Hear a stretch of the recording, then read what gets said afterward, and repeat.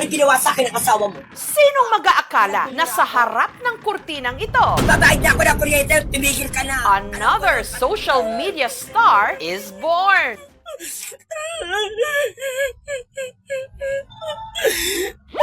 Yung electric fan nga, pati ano nga rin, harap ang init. Ang kanyang content, impromptu acting skit. Mahal naman ako. Mapagbigay naman ako. Diyos ko, Arma. Huwag ka na mag-ano na ganyan. Huwag ka na, Diyos ko, Arma. Huwag mo na ako kontrahin. Kumbaga, ang ano lang, kunyari na, ay ganun ba, ganyan. Huwag mo na ako kukontrahin. Kasi imbis na iyak ako, di na ako may iyak kapag kinontrama pa ako niyan. Acting na acting sa heavy drama. Ate, nakikiusap ako sa inyo, ate! Ate, lumayo na kayo sa akin! Thriller. Diyos ko! Diyos ko! Diyos ko! Kahit pa, horror. Nay! Nay, sabi niyo na lang! Tapos na ang KMJS Gabi ng Lagim. Pagdabi mo, nagiinuman lang eh! Gayunman, in character siya. Kahit pa madalas, may panira sa eksena. Power off. Ano ba yun? The spotlight is on para sa rising social media star ngayon, ang parloristang si Arman, aka Arman Salon. Diyos ko! Diyos ko! Ang nagsisilbi niyang set o studio, ang kanyang salon sa Rodriguez Rizal. Dito ako natutulog, dito ako uma-acting, nagugupit ako, nagre-reban ako, nagkukulay ako. Sino ko? Nasaan ako? Hindi ko alam kung ano ginagawa ko. Nagpapatugtog muna ako ng love song para maiyak ako, para maramdaman ko yung pag-acting ko. Nadadala ko yung istorya. Napakasaya, na-appreciate nila yung ginagawa ko. Bata pa lang, pangarap na raw talaga ni Arman na mag-showbiz. Kung gusto ko mag-artista, yung mahagip lang ng camera, kahit na snatcher ako. Ganun. Paano pag chismos na? Bakit walang boses yung Di ba ganun mga chismos, parang ano lang, ganun, di mo marinig. Ngunit naging mailap daw ang oportunidad para sa kanya. Nakikiusap ako sa iyo, ate. Ilayo mo yung mga bata, ate. Pero dahil once an actor, always an actor, todo acting pa rin si Arman kahit pa sa harap ng kanyang mga customer.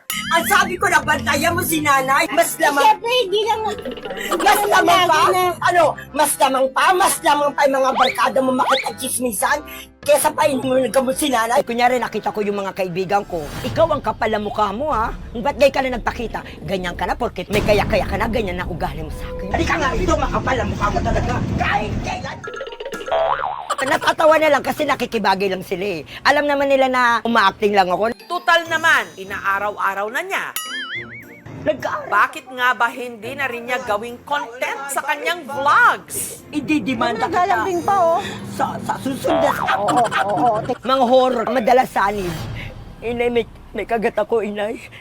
Nakagat ako. Umalis kayo. Umalis kayo. Italali niyo kayo. Ilayo yung mga bata. Madam, hindi ko nagawa yan. Hindi ko nagawa yan. Huwag niyo ko pagbibintagan. Hindi ko magagawa. Madam, tama na po, madam. Paragawa niyo na po, madam. Tsaka. Inay?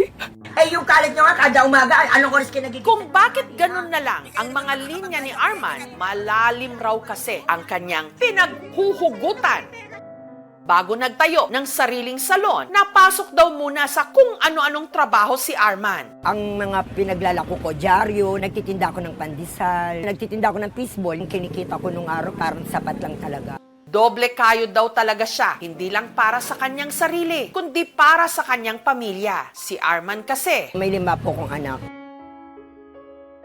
kailanman hindi raw itinago ni Arman ang tunay niyang kasarian. Dati talaga nararamdaman ko na bading na talaga ako. Nagkaroon ako ng nobyo, nasaktan ako, iniyakan ko siya. Tapos noon, hindi na ako mag-boyfriend, magpo-focus na lang ako sa babae. Hanggang taong 1991, nagsama sina Arman at kanyang nobya na kalaunan naging ina ng 5 niyang mga anak. Ngunit ang kanilang pagsasama na uwi rin sa hiwalayan. Siguro dahil Sabading ako, kaya iniwanan ako. Ang dalawa sa kanilang mga anak, nasa poder ngayon ang kanyang misis. Habang ang tatlo, mag-isa niya ngayong itinataguyod. Dati kasi, naglalako lang ako ng gupit. Lahat ng mga gastusin sa akin. Masipag po siya, talagang ginagampanan niya naman po yung trabaho niya. Simulat bata ko, hindi po siya nagde-day off sa pagtatrabaho, talagang puro trabaho lang po talaga siya. Ginagamit pa yung pension ni nanay para sa pangangailangan ng anak mo? Kailan lang po siya nagdamit ng mga pambabae nung siguro mga 2013. Nakasuporta naman po kami. Ngayong buong puso na niyang natanggap ang kanyang sarili, sunod naman niyang naisto pa rin ang kagustuhan niyang umarte. At ang naging entablado niya, social media. Mapagmahal ako sa pusa. Grabe ka. Hindi ako papayag. Lumayas ka na! Hanapin mo yung pusa! Dahil sa nakakaaliw niyang mga skit. Hala, Diyos ko naman, nasayag yung ano ko. Hala. At live streams, si Arman madalas ngayong makatanggap ng regalo mula sa kanyang followers. May nagbibigay talaga sa akin ng mga gifters. Pag kumita na ako ng 2,000, mag-e-end live na ako. Malaking tulong din. May ilang content creators na ring nakipag-collab sa kanya. Kailangan natataranta kami. Ano? Bakit mo ko dinadramahan? Hindi ka dinadramahan. Simula na lumaki ka, simula na di maganda ang trabaho mo, simula na kakapagbigay ka ng pera, ganyan na matrato mo sa akin. Pero kung may idolo raw talaga si Arman pagdating sa aktingan, walang iba kundi si Kapuso Primetime Princess sa pulang araw na si Adelina Barbie Forteza. Kaya mabababang taong gaya ko ay kailangan na matutong maging matapang at itindig ang sarili laban sa matatayog at mapang-aping gaya mo! Alam mo, gustong-gusto ko makita si Barbie Forteza kahit maka-acting, kahit sampalin niya ako, kahit na ano gawin nila sa akin, basta mahagip lang ako ng camera, sobrang saya ko na. Kilig din daw siya sa karisma ng award-winning actor at Maka star na si Romnick Sarmenta. Good morning, everyone. My name is Victor Felipe. I'm aware of the crisis that Maka is in. Malayo pa lang kikiligin na ako. Basta sa akin malakas ang sex appeal niya, saka mukha siyang mabait, saka talagang maamoy mukha niya. E paano na lang kung ang dalawa sa mga iniidolo niyang artista, Ganyan ang ugali mo. kanyang makaeksena? Diyos ko, idol ko. Dali na, please naman, please. Kung mawawala ka, parang awa mo na. Parang awa mo na. Diyos ko po! Mayas ka dito ngayon eh! Tinaganan kita, gaganyanin mo ko. Wala kang utang na loob. Wala kang utang na loob! Ang lamunan nila ng buhay sa aktingan Tayandaan mo yan! Wala kang utang na loob! sa aming pagbabalik. Kailangan natataranta kami. Ano? Bakit mo dinadramahan? Para masubok pang lalo ang husay ni Arman sa pag-arte, sa araw na ito, isasabak namin siya sa isang pangmalakasang acting skit. Para kami mga impyerno dito sa lugar na to, mas mabuti pang patayin nyo na lang kami. Pero bago yon, dahil birthday ni Arman, siya naman muna ang pinaayusan namin sa salon. Sige, okay po. Kung anong kagaganda, may tiwala naman po ko sa inyo. Wala siyang kamalay-malay na may sosorpresa sa kanya. Ang hinahangaan niyang si Romnick Sarmenta. Diyos ko, idol ko, puso sa puso. Nako, gulong ng balikin. Ay, naku, I love you, idol ko, Diyos ko, Diyos ko.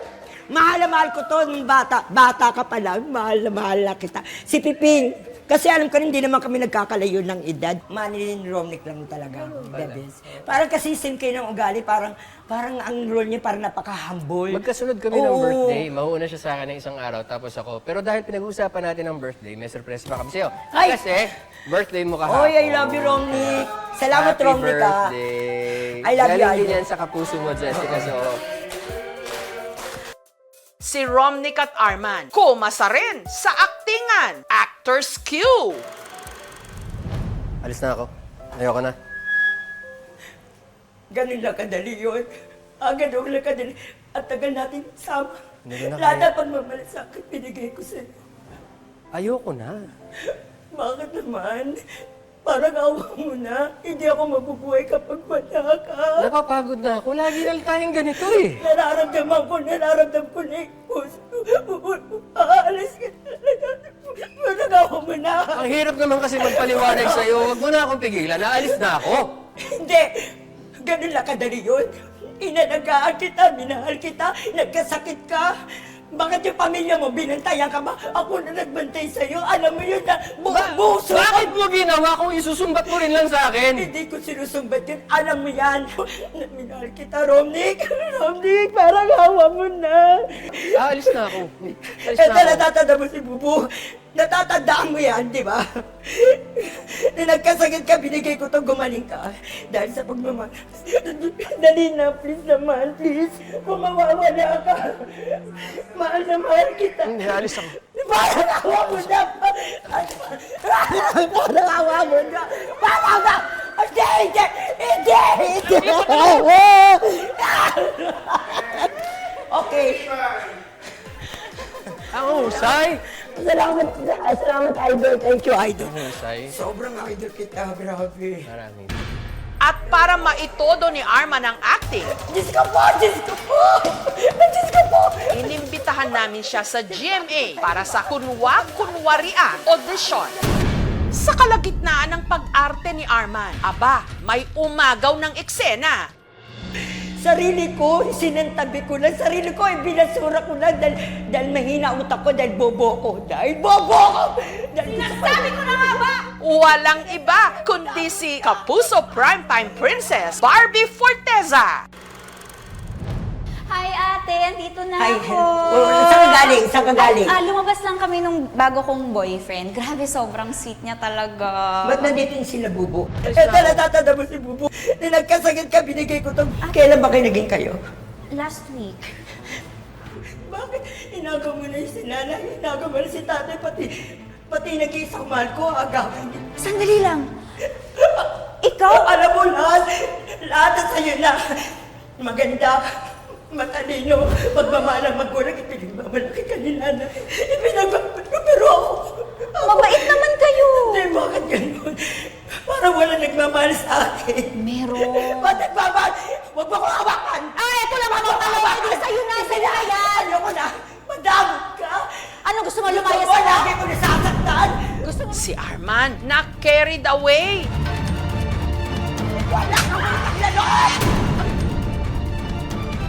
Wala kang utang na loob! Tayandaan mo yan! Wala kang utang na loob! Tayandaan mo yan! Wala kang utang na loob! Ayun ka! Wala kang utang na loob! Wala kang utang na loob! Tatandaan mo yan! Ayun! Pero all's well that ends well naman sa kanila. Lalo pat itong si Barbie, aliw na aliw din pala kay Arman.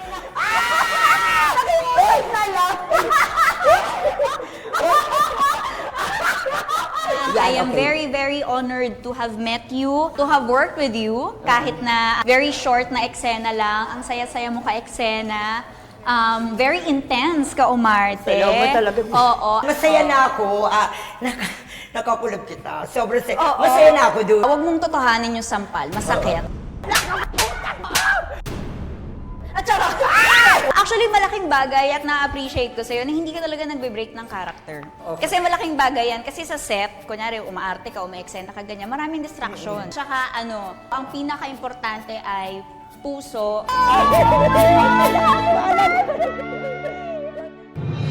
Ang ating buhay, punong-puno man ng drama, horror at aksyon. Importanteng nakukuha pa rin nating tumawa. At anuman ang papel natin sa buhay, siguraduhing magagampanan ng buong husay. Tayandaan mo yan! Wala kang utang na loob! Ayun ka!